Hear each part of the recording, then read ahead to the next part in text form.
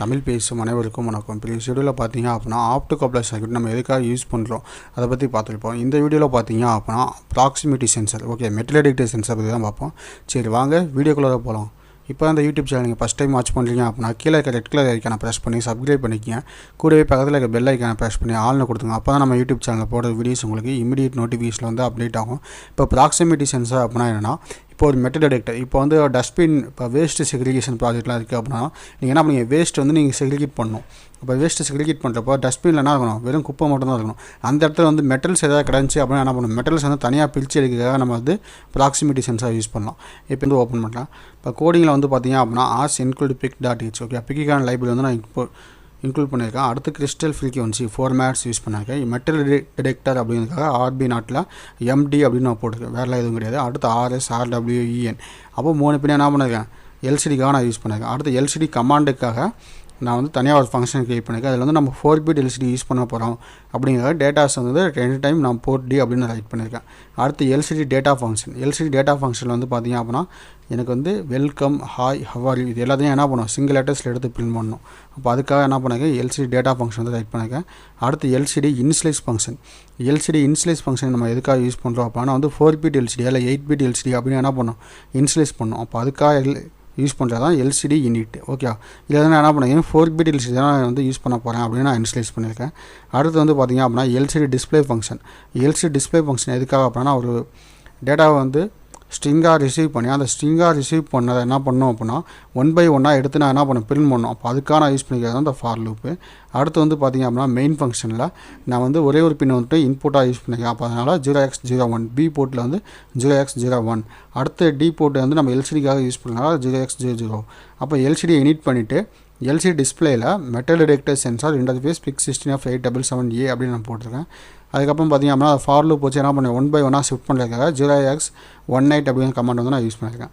அடுத்து ஒயில் லூப்பில் வந்து பார்த்திங்க அப்படின்னா LCD command 0x80, LCD display MD அப்படின்னா மெட்டல் டிடெக்டர் அப்படின்னு போட்டு 0x. அடுத்து செகண்ட் லைன் என்ன பண்ணியிருக்கேன் அப்படின்னா LCD underscore data MD + 0x30. அப்போ ஃபஸ்ட் ரூப் எனக்கு என்ன பண்ணும், ரியல் டைமில் ஒயில் லூப்பில் என்ன பண்ணியிருக்கேன் அப்படின்னா LCD கமாண்ட் 0x80 ஃபஸ்ட் காலமில் MD = அப்போ மெட்டல் டிடெக்டர் அப்படின்னு நான் போட்டு அந்த மெட்டல் டிடெக்டர் சென்சாரில் என்ன வேல்யூ கரண்ட் இருக்கோ அது வந்து பிரிண்ட் பண்ணுறதுக்காக என்ன பண்ணுங்க, LCD டேட்டா MD + 0x30 அப்படின்னு நான் ரைட் பண்ணியிருக்கேன். வேறு எதுவும் கிடையாது. இப்போ அந்த கோடிங் வந்து நான் கம்பைல் பண்ணுறேன். கம்பைலிங் வந்து டன் ஆயிரும், ஓகே. ஏன்னா ஏற்கனவே நான் செக் பண்ணது, அப்போ பில்டு சக்ஸஸ்ஃபுல்னு வந்துருச்சு, ஓகே. இப்போ வந்து என்ன பண்ணுறேன் அப்படின்னா இதுக்கான சிமுலேஷன் வந்து நான் ஓப்பன் பண்ணுறேன். இப்போ சிமுலேஷனில் வந்து பார்த்திங்க அப்படின்னா ஒரு ஆப்டோகப்ளர் சர்க்யூட் யூஸ் பண்ணியிருக்கேன், ஓகே. அந்த ஆப்டோகப்ளர் சர்க்யூட் எதுக்காக நம்ம யூஸ் பண்ணுறோம் அப்படின்னா 2 கிரவுண்டையும் ஹை வோல்டேஜ் கிரவுண்டையும் லோ வோல்டேஜ் கிரவுண்டையும் என்ன பண்ணோம், ஐசோலேட் பண்ணோம். அப்போ அதுக்காக மட்டும் தான் என்ன பண்ணியிருக்கேன், அந்த ஆப்டோகப்ளர் சர்க்யூட் வந்து நான் யூஸ் பண்ணியிருக்கேன், ஓகே. ஏன்னா நம்மளுடைய மைக்ரோகண்ட்ரோலர் எவ்வளோ வோல்டேஜில் ஆப்ரேட் ஆகும், 5 வோல்ட்.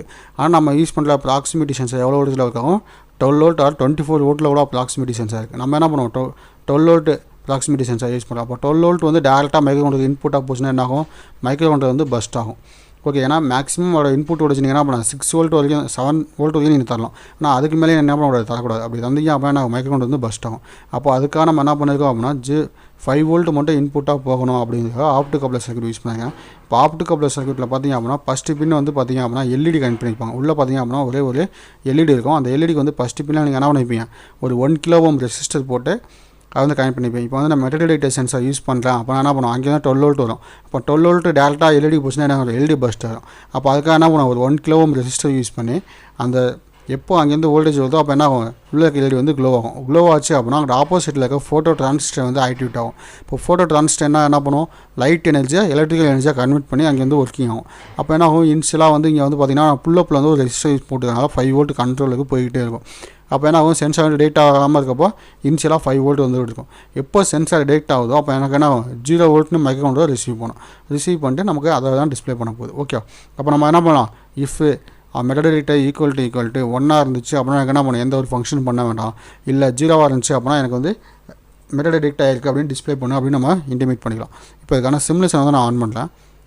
இப்போ அந்த சிமுலேஷனில் பார்த்திங்க அப்படின்னா metal detector sensor interface PIC16F877A அப்படின்னு உங்களுக்கு டிஸ்பிளே ஆகும். இந்த கோடிங்கில் ஏதாவது டவுட் இருந்துச்சு அப்படின்னா நம்மளை தாராளமாக கீழே கமெண்ட் பண்ணுங்கள். அந்த கமெண்ட்டை பார்த்து நான் ரிப்ளை பண்ணுறேன். அதே மாதிரி இந்த வீடியோ பிடிச்சிருந்துச்சு அப்படின்னா ஒரு லைக் பண்ணுங்கள், அப்படியே உங்கள் ஃப்ரெண்ட்ஸுக்கும் ஷேர் பண்ணுங்கள். அப்போ தான் எனக்கு அடுத்தடுத்த வீடியோஸ் போடுறதுக்கு ஒரு மோட்டிவேஷனாக இருக்கும். இப்போ பார்த்தீங்க அப்படின்னா MD = 1ன்னு இருக்குது.